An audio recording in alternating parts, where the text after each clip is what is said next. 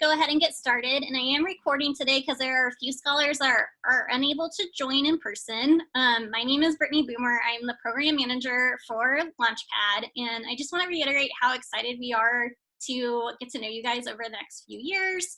And I want to start off by kicking it over to Dean Klaas, who's going to give a quick welcome. On behalf of the Block School, welcome. We're so very excited that you're joining our Launchpad program.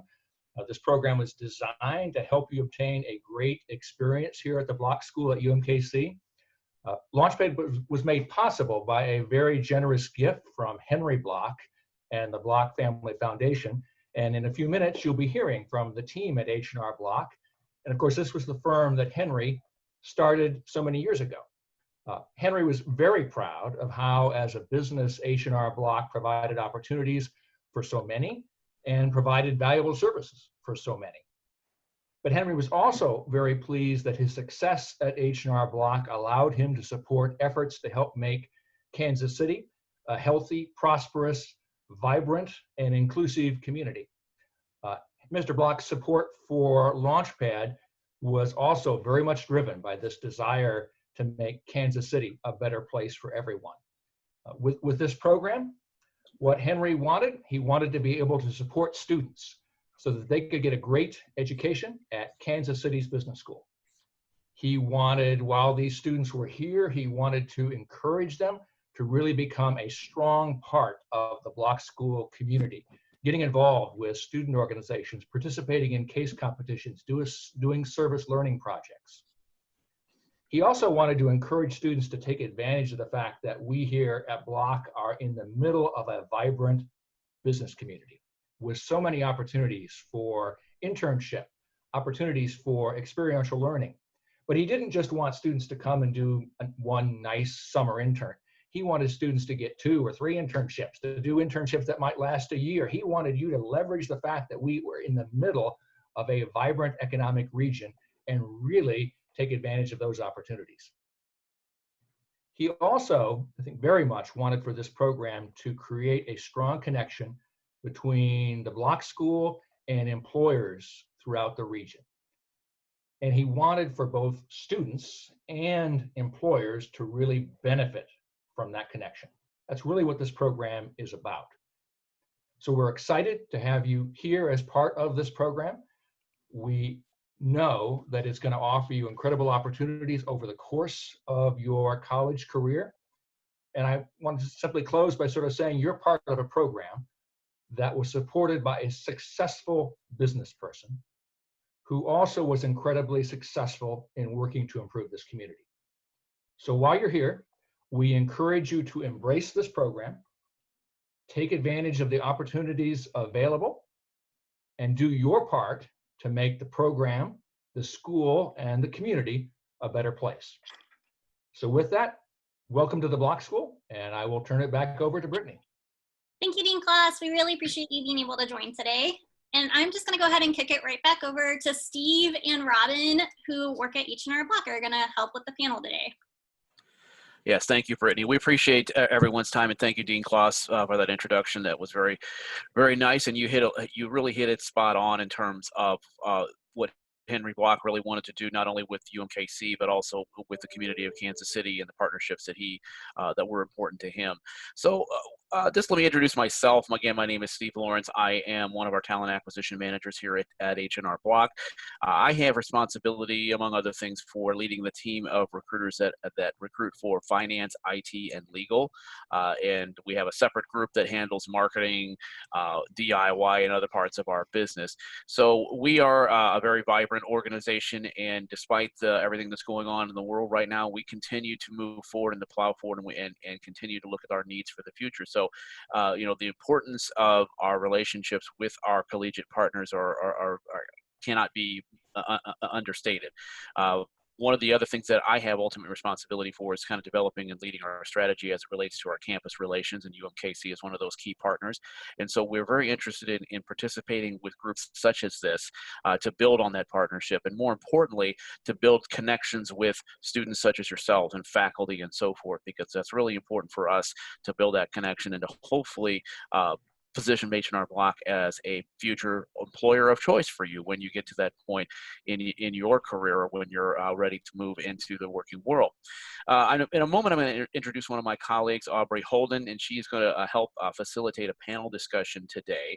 And what we have on the line today are a number of members of a program in our finance organization, which is called a Rotational Financial Analyst Program. And I don't want to steal Aubrey's thunder. I'll let her talk a little bit more about the program itself.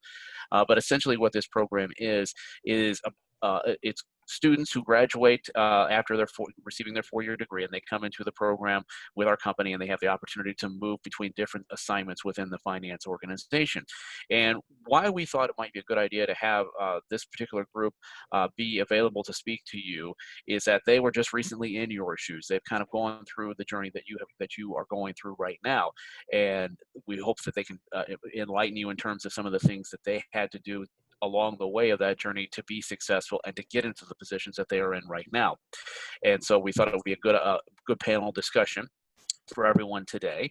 And I will stop there just for a moment, and I will introduce Aubrey Holden. And Aubrey is not only a director in our finance organization, but she is also the leader of this RFA program that I just mentioned. And Aubrey, if you don't mind introducing yourself, and we can then go down the line and introduce our RFA associates who are on the line as well. Yeah, perfect. Hello, everybody. I am Aubrey Holden, and I am am I frozen? We can hear you. You can hear me. Okay.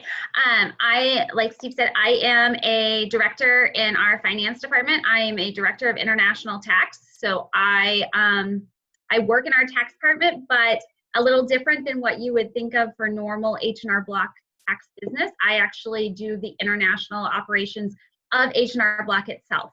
So I am lucky enough to be able to travel to all of our different locations that we have throughout the globe, and it's pretty exciting and fun to see how H&R Block is impacting the world too. So and then in addition to that, I am very lucky to be able to lead this RFA program, which we are just now in our 2nd year of it. So we have 4 RFAs on the phone who have been a part of the program for between 6 to 12 months now. And what the program is, it is our Rotational Financial Analyst program. So students come in, or new hires, I guess, you graduate, you come in, and you get to rotate over a 2-year period between 4 different departments within H&R Block Finance. So you can start between internal audit, financial planning and analysis, data science and analytics, and corporate accounting. So between 2 years, you rotate every 6 months, and you get to see really some of the very key functions of what a finance department does at a large company. All of these departments are very different. You get very, very different insight into what makes up the key foundations of a finance department. You'll go from determining pricing in data science and analytics for our business to doing journal entries and lease accounting in corporate accounting. So they're very different. What I really enjoyed from listening to Dean Klaus's speech about that was, I feel like this program really does embody what Henry Block was looking for. Very much with what Dean Klaus said was, getting into these internships and similarly to a job where you get to kind of discover multiple areas and get to really broaden your network and broaden your knowledge instead of going into just one spot that you kind of have to pick as a junior or senior in college and define what you're looking for in your career. So we are lucky enough to have 4 amazing RFAs that have been through the program for a year, and then we just 2 weeks ago brought on our 4 new RFAs that will continue through. So within each department, there are 2 RFAs, a seasoned RFA, if you will, a 2nd year, and then a new RFA coming through. So it's been very exciting. I think they're going to share their experience with you. But we have everybody from marketing majors to supply chain to accountants. So it's very broad. It's very open to anybody who kind of is interested in finance. You don't even have to have a finance degree, as you'll find out. Somebody is a marketing major. So I'll turn it over to our RFAs and they can introduce themselves, and then we'll dive into details about the program and any questions you have. All right, Brittany, do you want to start us? I see your face first. Yep, definitely can. So my name is Brittany Butler, and I was in the RFA program for about a year. My first rotation was I was on the pricing team first for 6 months, and then I just finished up a rotation in our financial planning group, and I managed all of the expenses for our DIY team, which is when you do your taxes online or for software. And so I helped that group keep track of all the money they were spending. And before I joined H&R Block, I went to school at KU and I got my degree in supply chain management with concentrations in business analytics and IT. And I just recently accepted a job with the DIY team, and I am now an associate product manager of data import. So when you take a picture or you upload any of your tax documents into our DIY program, I help manage the back end of all of those documents. So that's just a little bit about me. Jordan, do you want to go next? Definitely, sounds good. Thanks, Brittany. Hi, everybody. My name is Jordan Eskijan, and I am in my second rotation in the program. I started out on the pricing team in data science and analytics, and now 2 weeks ago, I just moved into accounting. So it's been a lot of fun. Before I came to Block, I started in January. I went to school at the University of Missouri Columbia, so MIZ for anybody out there, and I was a marketing major, and I also studied psychology and multicultural studies. So super fun, kind of what drew me to the program, or one of the things that got me really excited about H&R Block and the different rotations was the fact that you can kind of dip your toes in the water. So being a marketing major and having that opportunity to explore different roles in finance was really appealing to me, and it just seemed like a really good way to get a holistic view of a company in Kansas City that has such a great footprint. So yeah, and I'll go ahead and pass it on to Andrew. I see your face too. Thanks, Jordan. So I'm Andrew. I graduated from Kansas State University with my major in finance. So at the time that we got on this program, actually the only one with a finance degree. So proving the point, you don't have to be in finance to go into a finance program. So I started out, my first rotation was in internal audit, which sounds the most exciting. Turns out it was the most exciting. I really enjoyed my time there. And then I went into accounting and spent a lot of time with leases. And I just 2 weeks ago transferred into the pricing team, something completely different, but really looking forward to getting started on that. And yeah, just to build on everyone else's points, it's such a good opportunity to kind of go into areas you're not familiar with and experience them without getting committed to a full-time job. So with that, I'll pass on to Joel. All right, thanks. Yeah, I'm Joel Spain. I graduated from Washburn University in Topeka, Kansas with an accounting degree. And I started in accounting, which worked out well. And then I just wrapped up in my rotation in internal audit, and now I am in the finance rotation. So I don't really have much to add off of what everyone else said. I mean, it's a great opportunity to get experience in for really great areas of a big business, and like Andrew said, not commit yourself. And so that was what was really appealing to me, is you don't want to get in a full-time job and commit yourself, and it turns out 2 months later you don't like it. So yeah, that's all I have to say. So I'll toss it back to Aubrey. Awesome. Thanks, guys. I would love to open it up to questions before I start asking questions, but Steve, do you have any direct questions that you want to ask first?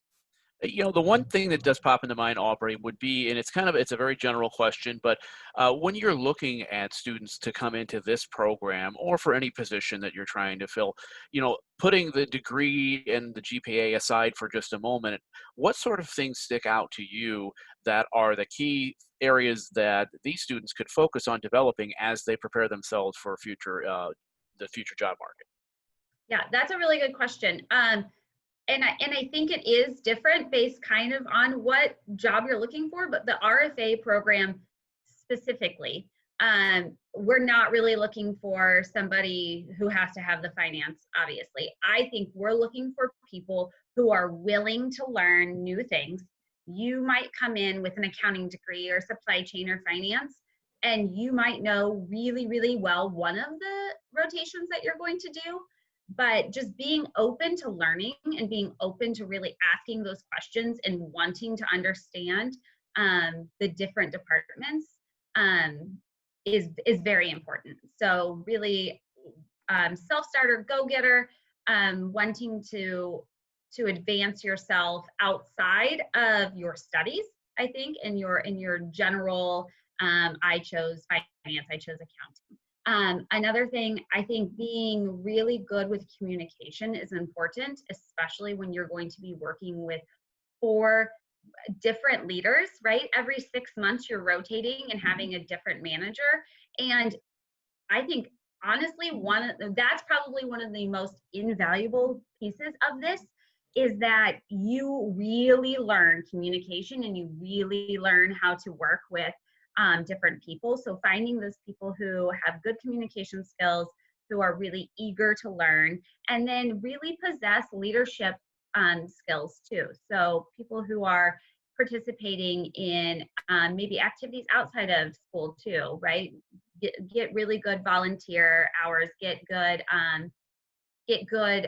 things on your resume that show that you're just involved and really eager to go beyond just your typical studies or job. Thank you. And what I'll add to that is what's a neat perk of this particular program is the exposure that you get. And what I mean by that is, and I'm sure one of the things that you'll be hearing from your career services department over the next few years is the importance of networking and how that is key to building your career as you move forward. This is a program that gives you exposure to multiple different people at multiple different levels across the company.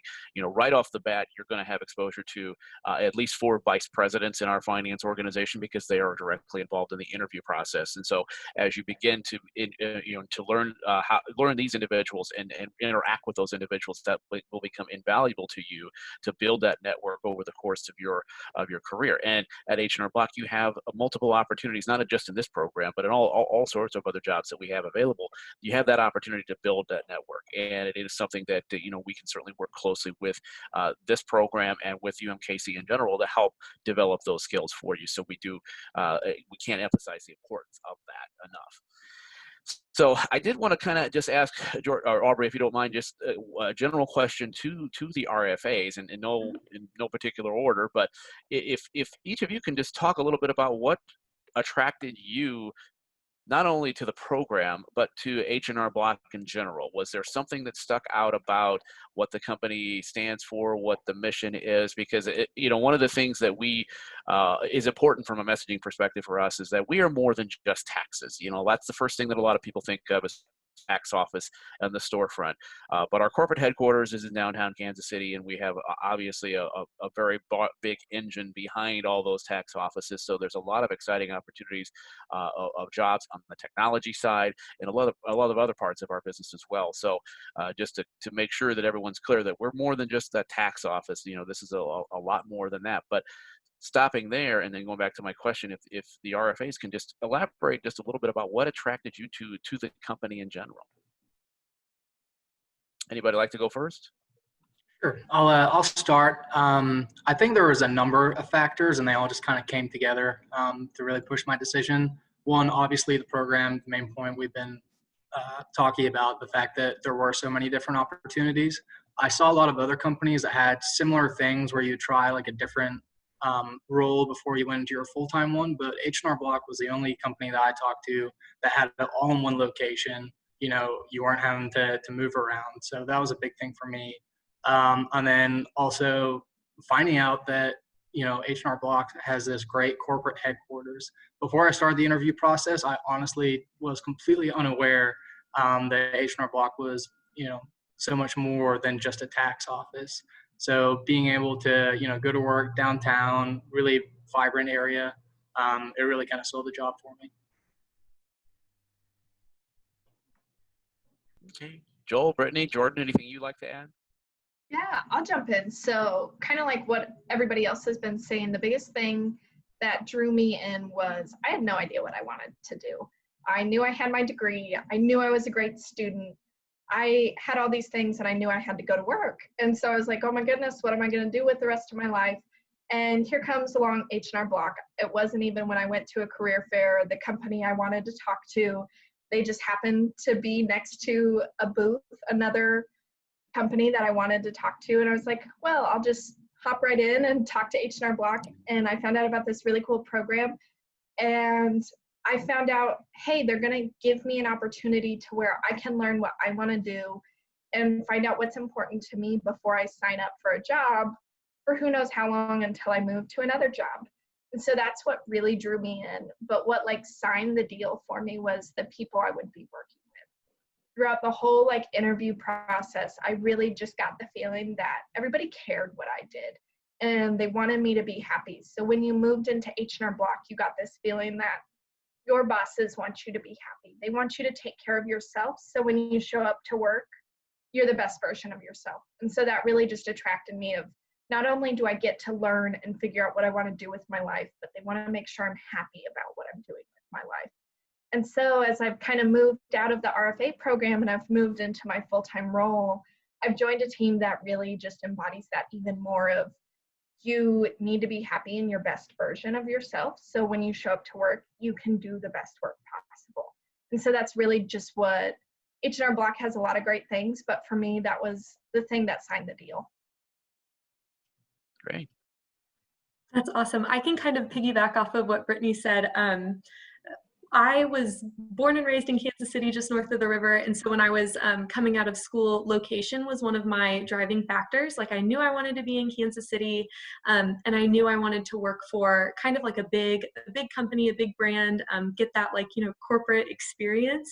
And so whenever I was looking at big companies in Kansas City, H&R Block was kind of at the top of that list. And just knowing just kind of they talk about, corporate social responsibility and all those sorts of things, and just thinking about the footprint that H&R Block has on UMKC's campus with the Nelson, with the Kaufman family too, just all of the service, all of those things were really important to me. And it was cool it's very nice to work for a company that your values align with the values and the mission of the company, and then it's just kind of a trickle down. So everyone that works for H&R Block holds all of those same values too. And it's really neat when you can have all of these people working together for a common purposes in that sense too.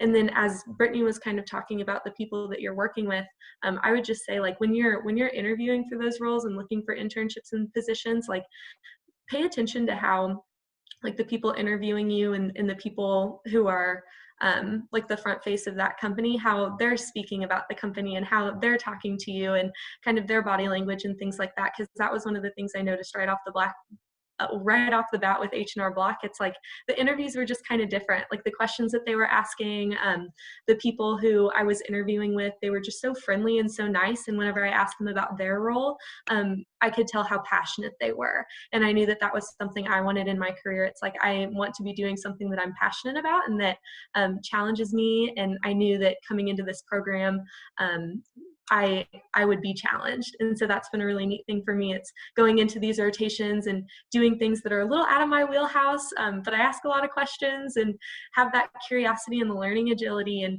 one of the things you'll learn is through your internships, all of those skills that you have are totally transferable into what you do in your full-time role. And so although I've never worked directly with accounting, I've had to, talk to, Aubrey was saying, communicating with people and knowing what questions to ask, and you learn how to navigate all of those things. So it's fun to be on these panels. We love talking to you guys because it's oh my gosh, your futures are so bright and you're doing all of the right things, and now we just get to be resources for you. So on the networking point, I'm kind of popping all over the place, but on the networking point that Steve was talking about, it's you can see all of our names, connect with us on LinkedIn, let us know how you guys are doing. doing. We'd love to help you if you have more questions later on down the road and you're really interested in the program. Like, we would love nothing more than to meet with you, or like virtually meet with you or whatever, and let you know more about our personal experiences, because it's like, if we can help you guys, we've been in your spots not too long ago. So yeah, that's, if I can pass it off to Joel if you have anything to add too. Well, yeah, no, I don't have too much to add just because you guys said it all. But yeah, location was a big thing for me. And like Andrew said, I saw a couple of rotational programs, but they had multiple states you had to go to over a few years. So that was really appealing. And then getting the experience in a bunch of different areas within a big business. Me being an accounting major, you know, a lot of people have the mindset of getting your CPA and going to a firm and working for a few years that way. And that really didn't appeal to me. So I really wanted to get something where, you know, I could see what finance was like. I could see what audit's like. I can see what accounting's like, and then kind of pick my avenue after that. So those are probably the two biggest things that were appealing to me. But I will definitely say, like Brittany and Jordan said, like the people, you got a really good sense from the people that you talk to throughout the interview process. I mean, I went through like 3 rounds, and at each round, everyone was really great to talk with, and you could definitely get that sense. So, yeah. Great, thank you. George or Aubrey, was there anything else that you'd like to add? Yeah, so one thing that we didn't mention at the beginning, and so I'm gonna kind of go all over the place with this also. I'm gonna Jordan this. What we didn't mention is that after the 4 years, like, you're an employee of H&R Block, right? So it's not an extended internship where, okay, you've done your 4 rotations or your 2 years and then you're done. It's truly we're going to then position you into a full-time position of a department kind of that is of mutual choosing, right? So the hope is that you get through the 4 rotations and you've really learned about all of them and really become this like expert in so many areas of finance. But we already have our first success story. Brittany has already left the program and taken her full-time job, and it really came very organically, right? Brittany had worked with the DIY team in her first rotation and her second rotation, and she had already built up that network, and they knew her. They knew her work style. She knew them. She knew their department. She knew how they worked. She knew their culture, and they wanted each other, right? Like, they mentioned to her, and she's like, yes, if you have anything, and it very much organically happened. And that's the hope for this program, is that sometime after the first year and before the end of your second year, you have found kind of where you feel like you are meant to be. And it might even not even be in these 4, right? You get a lot of communication with groups completely outside of finance. Brittany went into the business, which is super exciting to go from a finance role into the business. Or maybe you go into a department that's not included in the program, but they're still in finance, right? Somebody in here could end up in treasury because they work a lot doing reconciliations and or entries or, on SOX controls or whatever with somebody there, and they really get a good vibe from that. So at the end of this, you do have a job with H&R Block. I should have said that in the beginning, but it's really just trying to build the leaders, like the next leaders of the finance organization, because you have so much knowledge about it. But to go back to the main question of what drew you to H&R Block. So I've been a couple places. I graduated a lot longer ago than the RFAs did. I'm Mizzou class of 2008. Some of you are like, oh, I was like 5 then. But so I was accounting. I got my master's, I got my CPA, and I went to public accounting. And I was in public accounting for 3 years, and it was wonderful, and it was great, and it was a great learning experience, but it was hard. It was a lot of hours, and it was a lot of work. And so when I had a client, and it was Hallmark, and they wanted me, and I thought that they were awesome, so I ended up going to Hallmark, and I was there for 7 years, and it was a great company too. It's very much It's very similar to H&R Block in that very, very corporate social responsibility. They're very good around Kansas City. What drew me to Block was a couple of things. My current boss is somebody that I worked with at KPMG. The networking in your early years is so key to where kind of you can go in the future. The saying of "it's not what you know, it's who you know," is pretty true in some areas. And it's not what you know; it's your attitude along the way too, right? So I came to Block because I knew who was going to be my boss. I loved his work ethic. I loved his culture that he was putting together. And then the second reason that really drew me outside of that is our CEO had just started, Jeff Jones, and he is incredible. It's finding the companies who have the leadership that you really feel like you can stand behind, I feel like is so important. Jeff Jones had just left Uber because he didn't agree with some of the ethical things that were happening there. And to stand up and say that as a leader is, I thought, very empowering and very, very much somebody that I felt like I could stand behind. And he's done such a great job at H&R Block with our culture and being straightforward and being better together and really embodying the behaviors that we now have at H&R Block.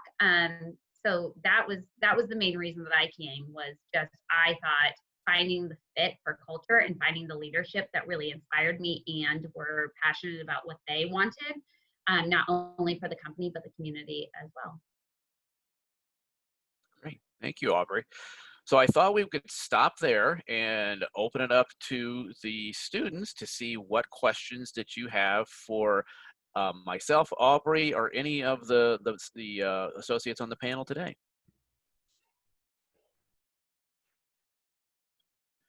So I see a question from Mason, and he asks, are you mainly learning from one person in each of the rotations, or are you learning, sorry, I have to click on, from the entire team?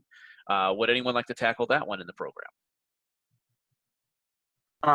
Yeah, I'll start. You learn from absolutely everyone you talk to. Like, there's so much knowledge within the organization. Everyone has something to add. And it could be little things, it could be big things. Like, for example, yesterday, Jordan showed me how to organize my email better. I can't believe I've gone this long without knowing how to do this trick in my email. So yeah, I mean, that's not related to quite my role, but it definitely helped out. But yeah, every single person you talk to is going to have valuable information that you can really use and really build upon. Yeah, and I'll go ahead. Sorry. So a lot of you have talked about like going into a corporate job or going into a business that's already started. What about like wanting to start your own business? How are the classes and programs there? Are you talking about like doing the RFA program and then branching out to start your own? Or are you thinking more, what would you do in college in order to get the entrepreneurial start? Yeah, the second one. Okay. I went to school a long time ago, so I don't know what classes are available now. So I'm gonna pass that over to one of the RFAs. Yeah, I can kind of build on that. When I was at KU, and I know you guys are at UMKC, and I'm sure it's similar to where we had an entrepreneurial program and like a certificate program, and I'm sure UMKC also has the same, or at least some resources. And so I would jump into what like your career center has, or just even your teachers. That would always be the first place I would look. A year ago when I was in school, I would always ask some of my favorite teachers or my teaching assistants, say, hey, like, this is what I'm really interested in. What can I do to help that? And then there's always like classes you can take, especially I would assume like supporting the business side myself. Finance is super important. You have to know, how do you finance your business? How do you take in money, and how do you make sure you're spending it on the right things? So finance classes are super important, and then also like accounting classes are super important because you have to not only know how to manage your finances, but you need to make sure you're doing it correctly. So when you're filing your taxes and you're paying your taxes, that you're doing it correctly. And then of course, whenever you're managing people, you want to make sure you're managing people efficiently. And so those would just be, as I'm on the business side of H&R Block, those would be the things I would really look for when starting a business. And then also just reaching out to what my program or school would have available for me. Yeah, and I'll Thank just you. add to that. Also consider, while if that your long-term intent is to open or to start your own business, is to look at internships while you are in school to learn more deeply about the things that Brittany just talked about, what the tax implications are to owning your own business and leadership and all that sort of thing. So I would also recommend that. We've had a couple other questions pop up, and the next one is, how often are you working with different departments, and how often do you work in person with a customer? Anybody like to tackle that one? I think that I have experience with that, like the first part. How often are you working with other departments? When I was on the pricing team in data science, that was like one of my favorite parts about being on that team. It's like I was on the pricing team, which is a little bit. It's a leaner team, so there's only about 5 people, including the RFA, and it was so neat because one of the other great things about the program is like you're working on projects that actually like matter and impact the business. It's like the things that your manager is giving to you. It's not like, oh, go do this like research or something, or see what you can find. It's like, no, you're working on actionable items that are important, whether you're like running analysis or putting together PowerPoint decks to present to people about new strategies or initiatives or whatever it is. And so it's like when you're given a task, one of the really neat things is that you get to go out and like partner with other people in different business units. So one of the things that I was able to do was work with people on our client experience team, our marketing partners, within marketing, like some of the people who run all of the email campaigns, some of the people who touch like the social media channels and stuff. It's just so neat how you get to like kind of talk to all these people in different departments, build your network, understand what their roles are. There's jobs at H&R Block that like I didn't even know existed. And it's not just the marketing people or the client experience. It's like I had IT partners too that I would reach out and talk to, and learning about their roles and kind of the systems and the processes that they use. So it's really, really neat to get, when you're working for a big company, it's like you have all these brilliant minds around you and they're constantly pushing you to be better. So it's really neat to come in and be able to see all those opportunities and learn from people who have so much knowledge and really inspire you to be better. And I see that the questions are like popping in now. Sure. These are I so love great. it. It's so exciting. So the next couple, and I'm just taking these in order as they come here. So I'll take the next couple. So the next one says, has the company thought about extending this program into other departments of the company other than finance? And the answer to that question is yes. Finance was just the first one to aggressively say, we want to do this and we want to make it work. But it's also serving as kind of a test case for other departments. For example, one area that I know has an appetite for this, we haven't started down the path yet, is in our IT or our technology organization. That is another area that's very committed to campus and campus relations. They hired a number of interns, so that's an example of one area where it's on my radar, let's just say, in the recruiting space, to explore that with the IT department, and obviously we want to continue to investigate that in other departments as well. The next question is, how many different teams are there at H&R Block? And I can't, trying to think off the top of my head, but I'll kind of go through the departments at the senior vice president level. So you have finance, you have IT, you have legal. Legal with us is more than just attorneys and lawyers. That's what we call our tax institute. So these are the people who study the tax laws and understand what that how those impact our business. We also have a marketing organization. We have the organization that Brittany's now a part of, which is DIY or Do It Yourself. That's the organization that supports our online products.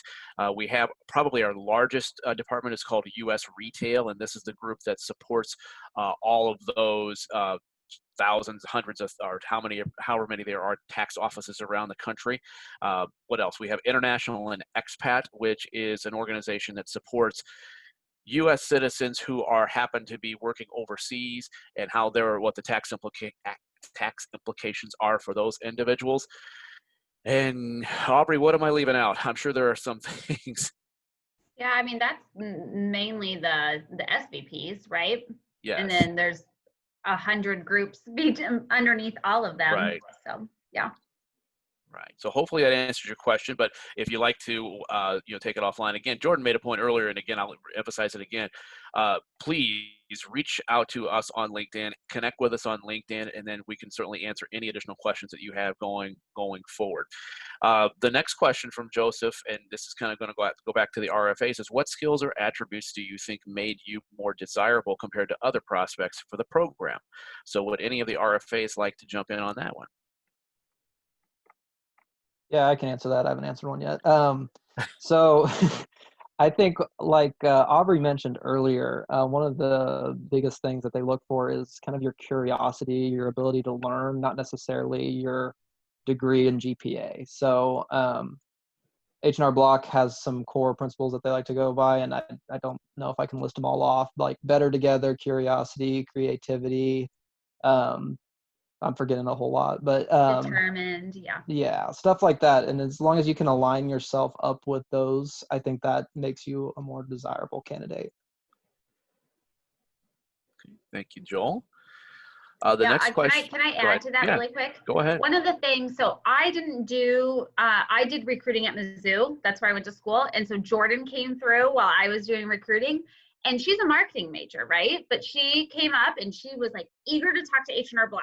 And so a little different than Brittany's experience where you weren't even going to go to Block, right? The Block booth. Jordan came up and she said, hey, you were one of the first I wanted to come see, you're in Kansas City, you're a big company and whatever. And she kind of like said the right things to know that like we were important to her. And then second, Jordan made a comment that I thought was very insightful was, I'm a marketing major, but I feel like the skills I've learned can be transferable with the right attitude. And I thought that was very enlightening. And one of the reasons that I was like, well, all right, we're absolutely going to interview Jordan was that she had the foresight to see that her curious attitude and her curious behavior was needed in this program. So just add to that, like the things that are your strengths should be something that you're going and selling. And I can kind of add on to that, since I also wasn't a finance or accounting major. I was a supply chain major, but what I really focused on with my degree was I found the things that I loved about my degree, and that was, I loved the efficiency. That was the focus of my degree, and how you use that to make programs or processes or tasks faster, better, and just all over great. And especially when you look at a lot of systems, there's always room for improvement. And so like Aubrey just said, you find a way to highlight what you're really proud of and what the company is looking for, because a lot of companies are looking for very similar things. They want people who are willing to learn. And I know when I talked with one of the VPs who interviewed me, he just said, Brittany, you had the right attitude and characteristics we were looking for, to where, yes, you had a great GPA and you had the experience. And he's like, but what set you apart was your attitude and how you just held yourself during the interviews, of how you were very proud, but of what you have accomplished, but how you were wanting to do more and do better and just all around learn. Like everybody has said, the learning aspect of this job and this program is just huge. And so just being able to show that when you're interviewing and when you just approach people who will potentially be interviewing you, just speaks in volumes. Great. Thank you, Brittany. The next question from Josiah, again, it's kind of technical, but ask what kind of tasks would we be asked to do in this program? Is there anybody who'd like to jump in on that? Is so many different things. Like I couldn't imagine if I was going back a year from now, like the things that I've done while I was in the program. The very first thing I did was an audit of IT systems. I knew nothing about audit and nothing about IT. And then the next thing I did was a fraud analysis. It's like every, once you finish one project, you're on to the next, and it's something completely different. And so if you were to come into the program, who knows what type of tasks you'd be doing. Definitely not, busy work kind of tasks. Like, we're talking projects that actually add value to the business. They're meaningful. So. Okay, thank you, Andrew. We got tons of questions coming in. Hopefully we can get to all of them, but I am going to start skipping around just a little bit. So if those that I do skip, I'll certainly will come back to you. Does this program give you opportunities to get a job in a place other than Kansas City?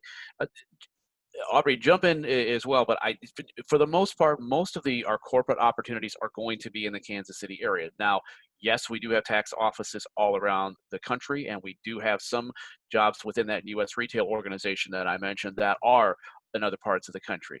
But I would say if you're looking at this program and the finance organization, it is predominantly in Kansas City. But Aubrey, was there anything else you think you wanted to add to that? No, I agree with that. For certain, the first 2 years are likely to be in Kansas City. Where this program can lead you to might have opportunities outside of Kansas City, but the program itself is likely, unless we all go virtually forever. Right, that's true. Who knows?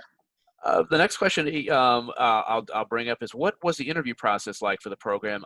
How long was it, and when would you apply versus actually starting the program? So this is a good question, and I'll tackle this one. The selection process, if you will, starts generally in the fall of before the year you're going to start. So in other words, if you're going to be available to go to a full-time job in June or May of 2021, then this process would start in the fall, this upcoming fall. So September, for example, is when the career events would start at most schools. Now they'll be virtual for the most part this year, but basically you would start at those career events and any other engagement events that we would do on campus. You'd have an opportunity to speak with members of our organization. You would provide your resume, any other information about your background. The interview process for this starts relatively quickly after that. So in this case, you might have a video interview with Aubrey, and then that gets narrowed down to kind of the final round of interviews with our vice president. So we have 4 vice presidents of the departments that are a part of this rotation. They interview 8 to 10 finalists and then narrow that down to 4. And so I'll just give the example of last year. We were done with making offers last year around middle of October towards the end of October, with the full understanding is that, those who accepted those offers, they probably wouldn't start. Jordan was an exception because she was graduating in December, but for the most part, those offers were made to individuals who wouldn't be graduating until May, and then they would start shortly after their graduation. So hopefully that answers your question. Next question, what challenges did you have to overcome during your experience in the program? And I think this is another good one for the RFAs. If it was, especially for those who did not have finance degrees, what sort of challenges did you have to overcome? I feel like I might be able to speak to this one. Some of the finance things have been a little bit out of my comfort zone. And so I do think that there have been some times where I've had to take a step back and do some additional digging and additional research to get to where I need to be. But I think that pushing yourself and getting yourself out of your comfort zone and doing things that you might not necessarily be an expert at, that's the whole point of the program. You know what I mean? It's there's so much room for growth. And that's one of the reasons that I was so interested in it in the first place. It's if you're coming into a role and you know how to do every single thing that's asked of you, then why are you in that role? You should be doing something at a high, somewhere else, the whole point of having a job and the whole point of being in a program like this is to stretch yourself and learn new things and better yourself and be surrounded by people who encourage you and push you.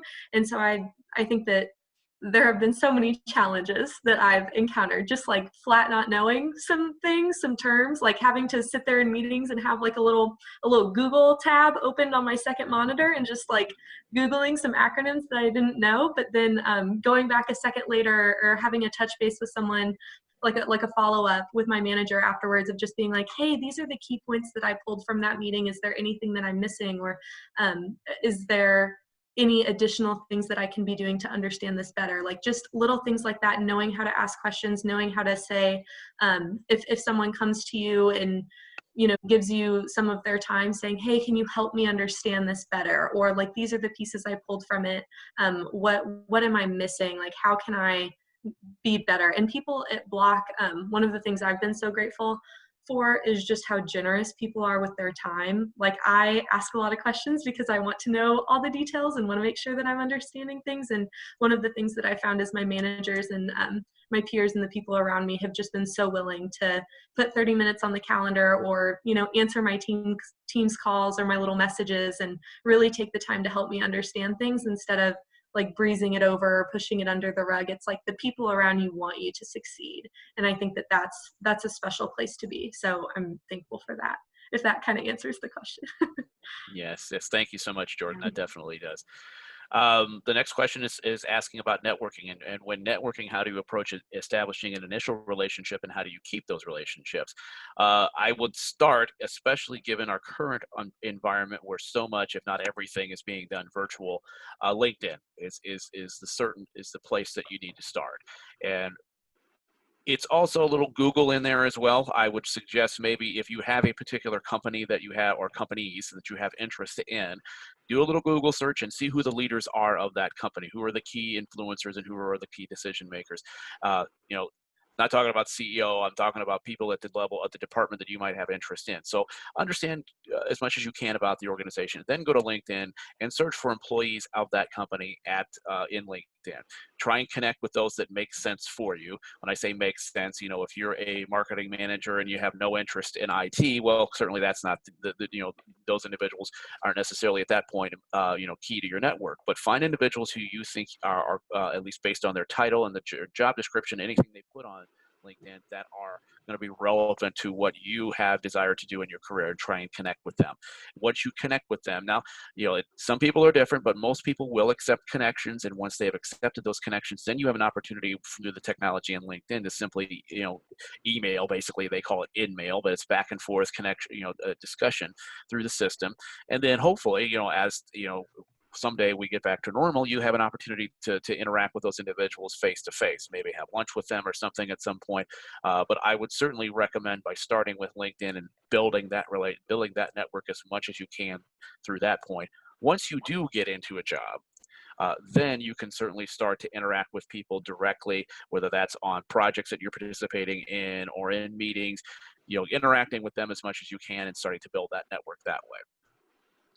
Yeah, I think the big part of that is just not being scared to make that happen, right? Not being scared to initiate it. I send out invites to VPs and say, hey, can I have 30 minutes of your time to just learn about your career path and go to coffee, right? And there's a lot of people who are like, oh, I can't believe you did that. But I mean, they're people, right? Everybody's just people, right? And so, and the great thing, I think that this has been said before, is the passion that these people have for their career. They're more than willing to take the time and really talk about it. So just not being afraid to network is one of the biggest things. Right. And most people understand, especially students such as yourself, that you're trying to build a network. And, you know, they think back to when they were in your shoes and they know how difficult it is to build that network. So people such as myself and Aubrey, we're going to be more than willing to connect with you and to have those conversations with you. So again, you know, it's just a matter of just sitting down and doing it and you know, having those conversations, and it grows from there. The next question, and Aubrey, you're probably most suited to answer this one. It says, I will be graduating in approximately 2 years, but I'm very interested in this program. What could I do to prepare the best that I can and become a better candidate for the program? So Aubrey, I'll let you tackle that one. Yeah, so first I would say come to as many recruiting events as you can.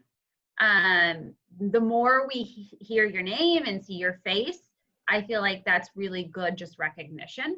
So get your name out there, do the LinkedIn, get the networking established. Second thing is, I think it's important to find what your strengths are that you want to focus on and be really good at those things, right? We all have things that we're really good at, and what we're looking for are the people who like own their things that they're awesome at. I'm like a super organized person. Organization is one of my things. I can project manage, and I'll sell that to anyone, whether you want a project manager or not. This is my thing that I got. So be really willing to just talk about the things that are your strengths. I don't think, I'm not going to say do certain classes, because we're not really looking for the person that's an expert in X, Y, and Z.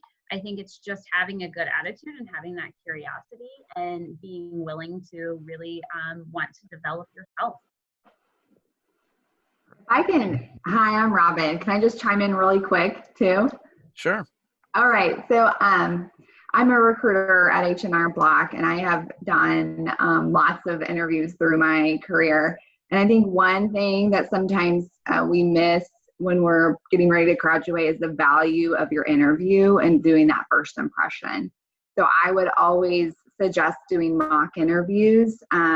Maybe find those connections that have gone through an interview process before, or your parents or grandparents, whoever you feel like would give you value feedback from that, would really be helpful as well. So that way, when you're going in for your first interview, it's not the first time you've ever talked about yourself or talked about your accomplishments. And so you'll feel a little bit more prepared.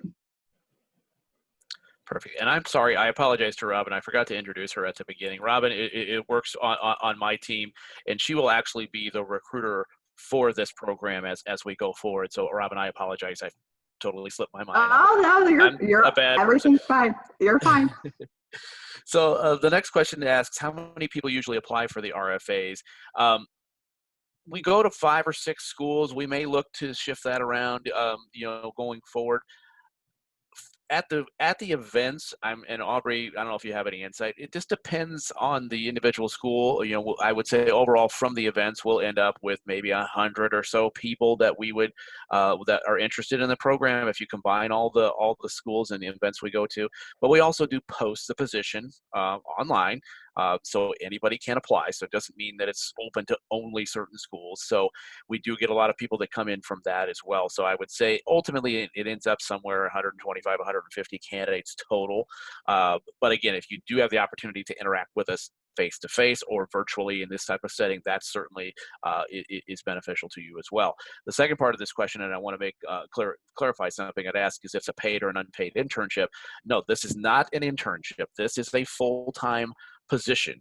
So it is not an internship. So in other words, you're working 40 hours a week. It's for graduates. So once you are in a position where you are available to move full-time into the workforce, it's a paid full-time 40-hour-a-week type of position. It's just that you every 6 months or whatever it is, you move from one department to another as a part of the rotation. The next question asks, as a company with approximately 11,000 company-owned and franchise retail tax offices, what skills or attributes do you believe are crucial to being a successful franchisee? This is a difficult one, I think, for us, because we're from a different part of the business than that particular part of that department. But what I'll say is that there was a question earlier about entrepreneurship, and I think that certainly is a critical skill to have for franchisees.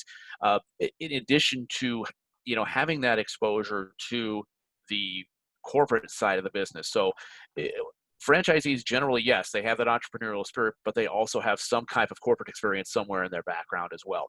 We have a key position for our organization, and we probably have 100, 125 of these, but they're called district general managers, or what we say DGMs.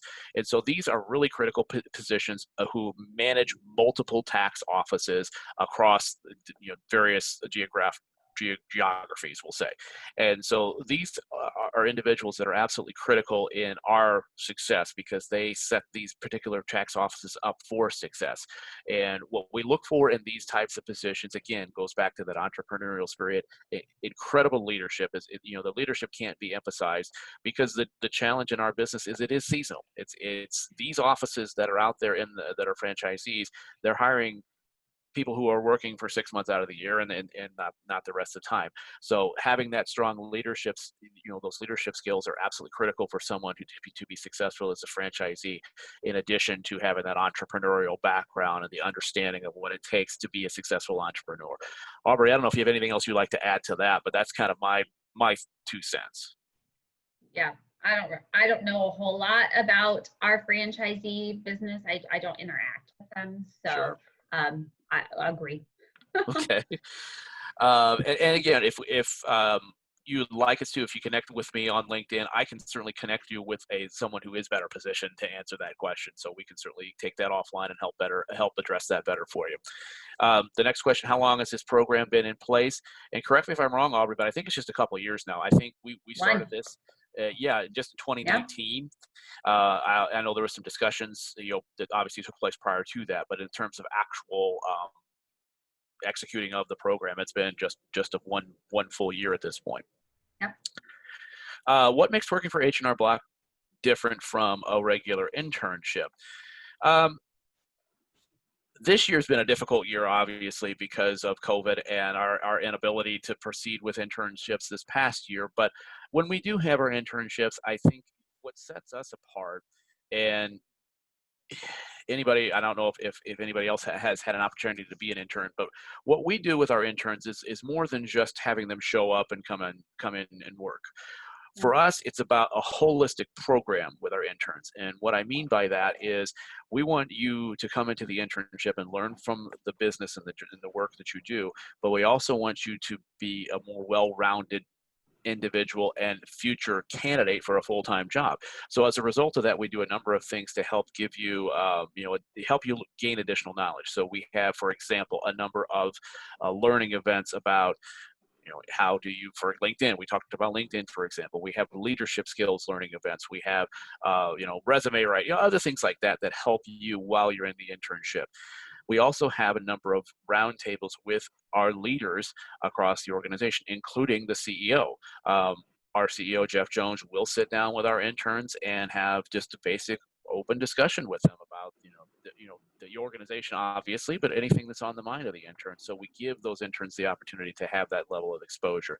And then in addition to that, helping those interns to interact as a group. And we do different social events that are kind of designed to help build camaraderie and to build a sense of team. And so for us, it's what's different about internships with H&R Block versus other companies is just that overall experience. It's not just about coming and sitting on a job and working on a project and then going back to school. It's much more than that.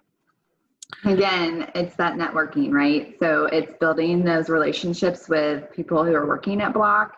So if that is the culture and that's the right fit for you, you automatically have someone you will know to reach out to. I've worked for 2 other large corporations, one here in town called Cerner, if you've heard of that. So I can say this is a very unique opportunity, and for you to be able to meet with VPs right away is a really big deal for entry-level positions. That's not even heard of over at Cerner. So most companies, when it comes to interns or fresh entry level, you might be lucky if you have interactions with directors and VPs. Thank you, Robin. Before I go to the next question, Brittany from UMKC, I want to ask you, are we okay on time, or are there other things that you wanted to get into? We are good on time. Okay, thank you. The next question is, what, in our opinion, sets H&R Block from other companies in our industry? I'll answer this, and I'll let others jump in as well. Our industry, I don't want to speak necessarily entirely to our industry. I also want to talk a little bit about, the market, Kansas City market in which we operate. But our direct competitor, our primary competitor, is Intuit. They have TurboTax and QuickBooks, among other things. But what I would say sets us apart is really about the leadership message and the culture that Jeff Jones has and is working to put in place with our organization. And it all goes back to what was mentioned at the beginning around Henry Block and what his vision and his mission was for not just the organization, but for how we should be partners with the communities in which we operate. H&R Block is a organization that is truly committed to Kansas City and partnering with a number of organizations across Kansas City, and really, I guess, around the country, I should say, to give back to the communities in which we operate.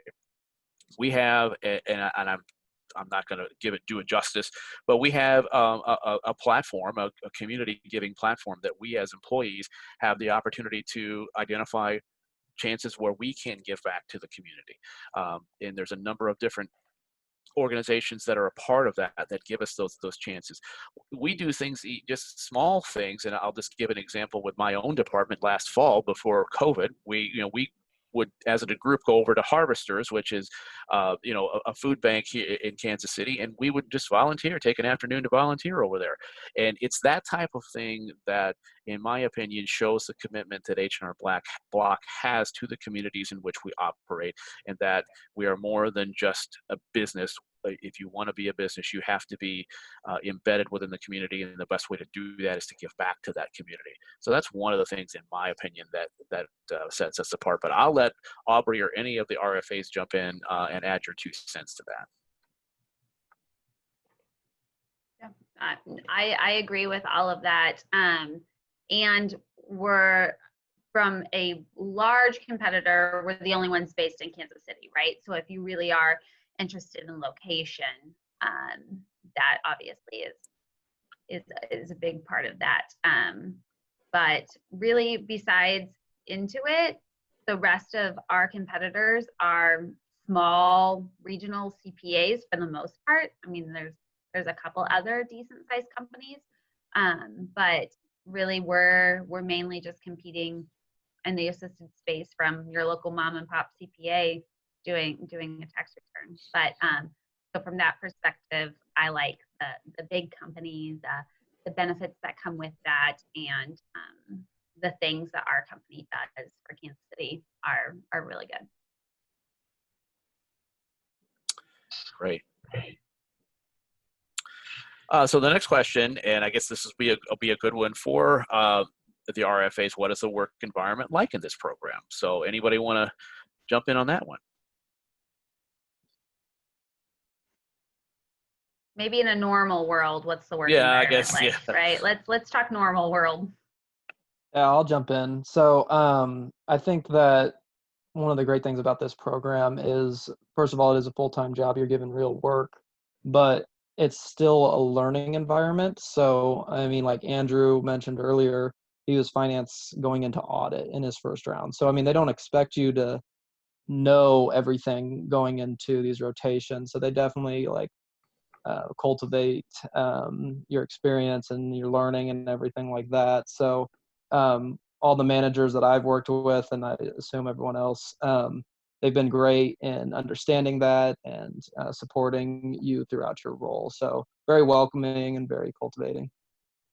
Yeah, and I'll kind of build upon that. Not only are your managers great, but they go a step beyond that. If you really want to develop yourself, they will take a personal interest in that and help you. And I haven't met a manager or a VP or a director, for that matter, that if you want to develop yourself and you want to go beyond just doing your 40-hour work week, doing your job, they will help you with that, which has been really helpful for me in terms of developing my career, that I've had people I can reach out to and say, hey, do you think I would be good at this? Or if not, what do you think my strengths are? And actually having that conversation about, what am I good at? What do I think I'm good at? And then what does my manager and my director think I'm good at? And how do I build upon those skills? And how do I get where I want to go and where they could see me going? And I just think those conversations are incredible, because you don't always have the opportunity in other jobs and other relationships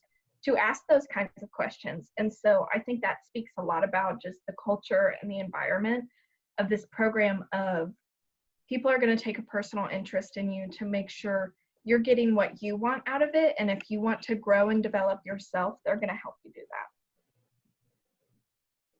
I totally agree with Brittany, and I think that one of the neat things at Block is just how personal development is like a priority for the managers and for the people who are investing in you. It's like we set goals and we have year-end like evaluation conversations, and you talk about the work that you've done and how you can be better. And it was really insightful. We just had these conversations like last month, I think, but it's like the manager that I was working for, she saw things in me or pointed out things that I did that I never even realized were like strengths of mine. So it was really cool to hear her perspective on those things, and it kind of gives you like a little confidence boost, like, oh my goodness, someone saw those things in me after working with me for this amount of time.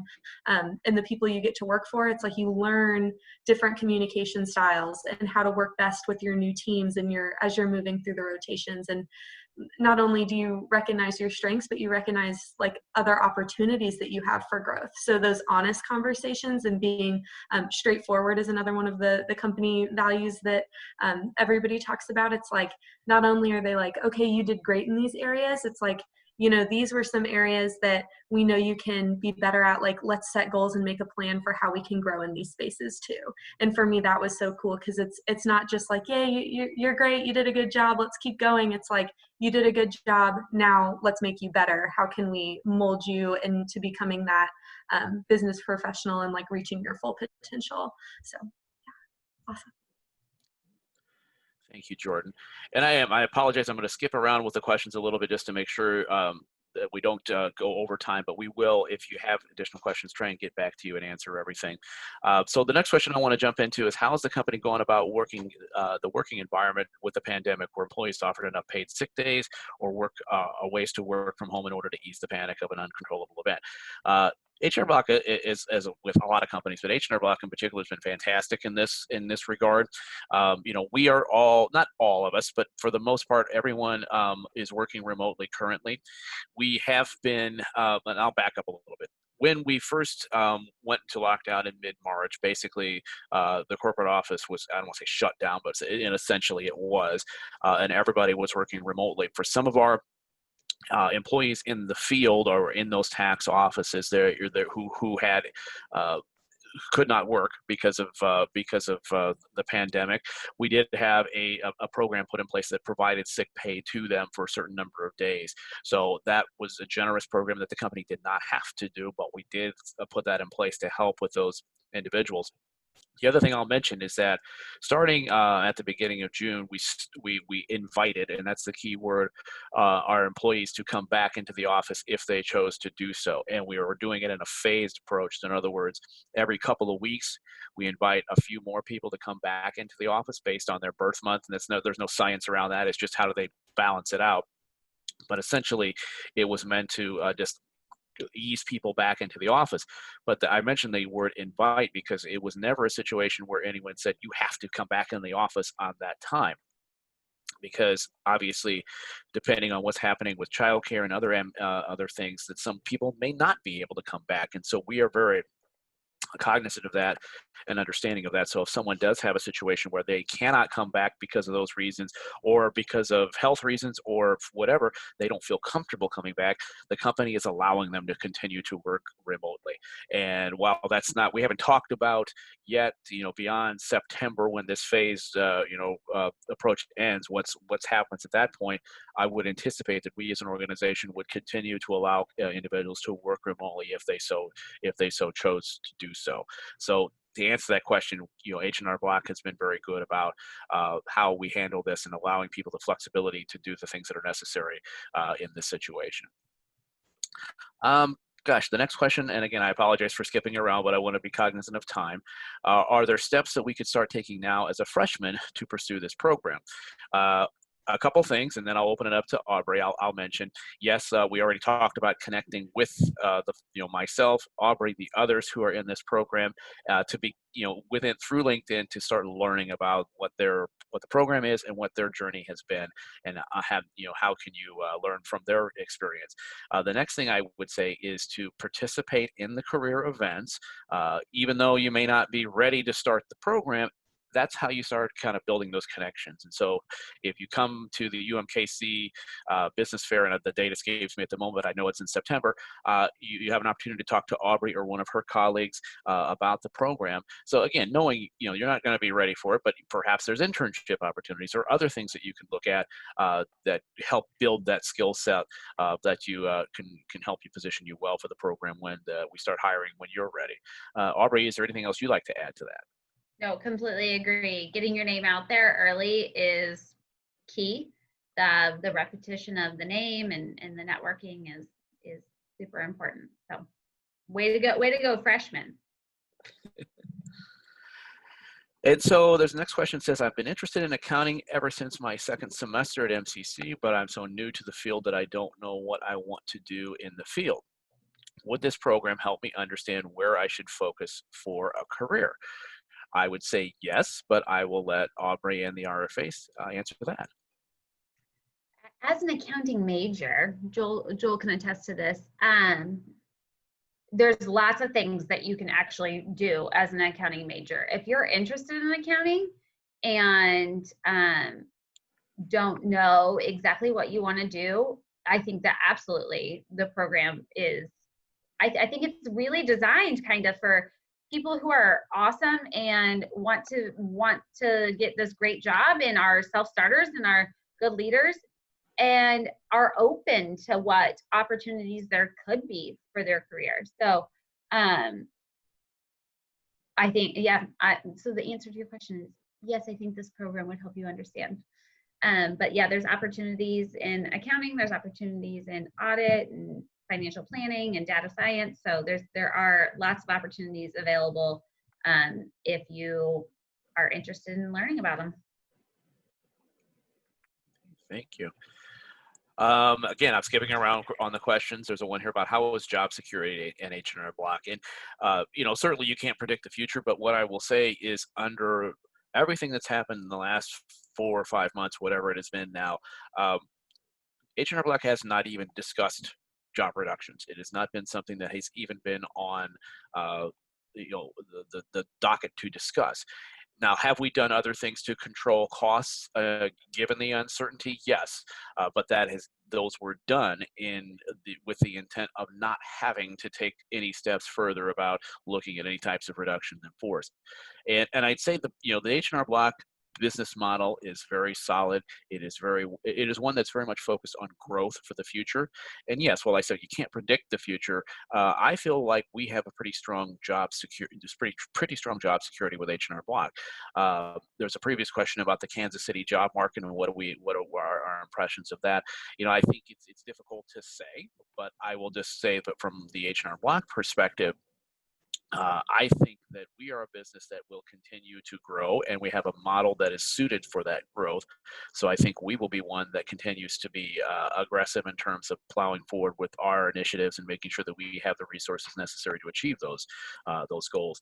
The market in general, again, it's just going back to basic economics. I think it's uncertain right now, and I think we have a lot of strong companies in Kansas City, and I think they're all very much committed to few being, growing in the future.